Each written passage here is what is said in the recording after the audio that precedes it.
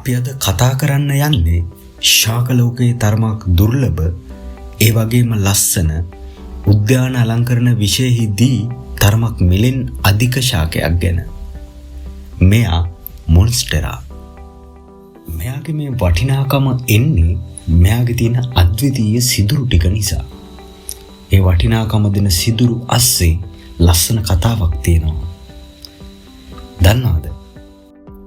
මෙයා හැදෙන්නේ ඇමේසන් වගේ ඝන කැලෑවන් ඇතුලේ. මෙයාට උඩින් මහ විශාල රූස්ස ගස් අහසම වහගෙන ඉන්නේ. ඉතින් පහළ ඉන්න ගොඩක් අය ඉර දකින්නේ අහම්බෙන් වගේ. එහෙන් මෙහෙන් වැටෙන ඉරේලිය මෙයාලට වැටෙද්දී එයාර රූස්ස ගස් වගේ තනියම භුක්ති විඳින්නේ නැතුව මොන්ස්ටෙරා එයාගේ සිදුරු වලින් පහළට වෙනකන් තියෙන කොළවලටත් ඉරේලිය ගන්න ඉඩ හරිනවා. බලන්න. ඔයා මේ ලෝකෙට ඇවිත් ඉන්නේ ඔයාටම දෙයක් කරගෙන යන්න නෙවෙයි. ඔයාගෙන් අනිත් අයට වෙන්න තියෙන දෙයක් තියෙනවා නම් දෙපාරක් හිතන්න එපා. කරන්න.